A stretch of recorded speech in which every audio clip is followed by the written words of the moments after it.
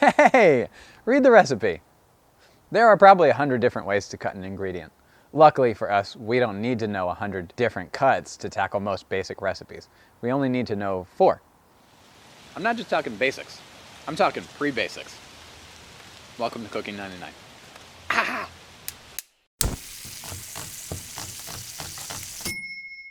The basic cuts are slicing, dicing, chopping, and mincing.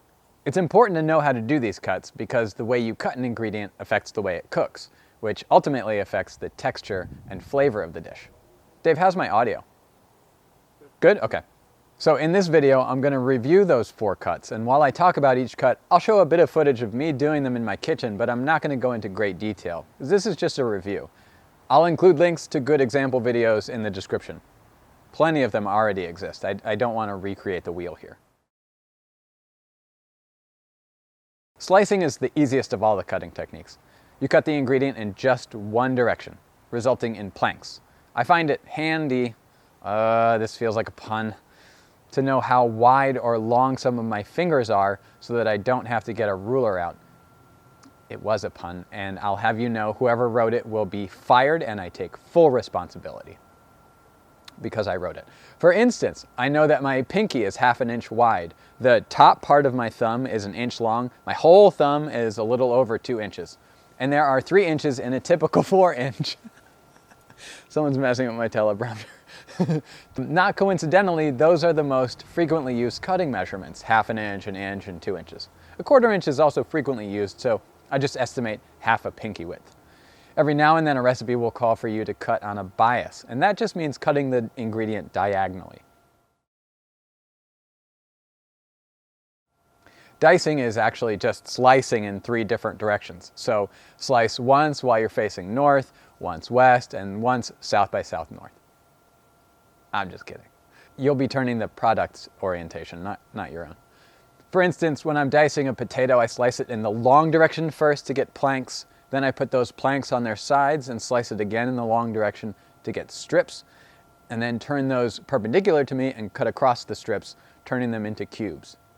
Try to keep your cut spacing the same in each direction so that the result is a box of equal sides. As close as you can anyway, don't worry if you're a little off.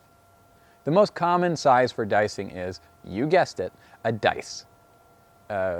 Wait, the singular is die. Okay, whatever. The recipe almost always specifies the size that you should aim for, and if it doesn't, it's probably not important. But in general, I go for 1/2 inch, or use your best judgment.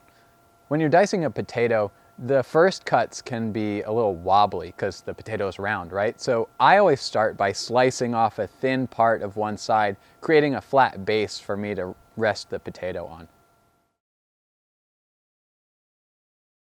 Chopping is basically just cutting your ingredient into smaller pieces, but they don't all necessarily have to be the same exact size or shape like dicing. And this is especially useful for ingredients like herbs, which you'll just mix in or use as a garnish on top. Unless specified by the recipe, it's up to you how small to chop. How much do you want to feel the texture of that ingredient? Sorry, I can't help you any more than that. Chopping is a little more than wagging your knife on your cutting board. Mincing is a lot like chopping, except you don't stop until you're tired, and then you drink some water, flash back to your 4th grade gym teacher yelling at you for quitting, and then chop a little more. The end result should look like large grains of sand. Mincing is usually used, I remember getting tripped up on that one before. Mincing is usually used for aromatics, ingredients that give off a strong aroma when cooked. Think garlic, onion, ginger. You're cutting them so small to spread their flavor throughout the dish, and because sometimes you don't want to bite into a large piece of garlic. Here are a few things to keep in mind when you're cutting an ingredient. Chopping, slicing, whatever. First, the smaller you cut an ingredient, the stronger the flavor. It has something to do with science. Second, the smaller you cut an ingredient, the faster it will cook.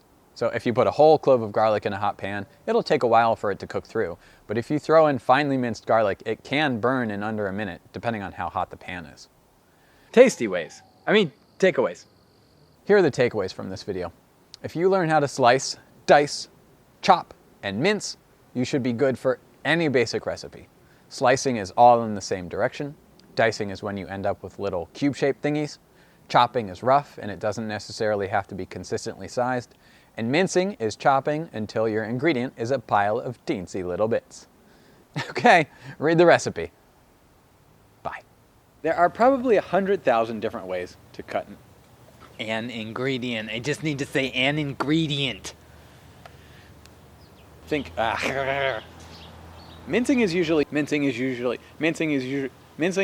to the roll, slice it in very slice.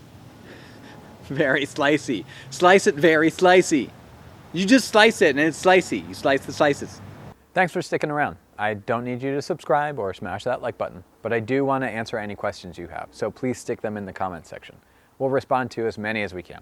We also plan on doing a Q&A at some point, so if a question gets brought up enough, we'll also stick the answer in that video. Please comment away.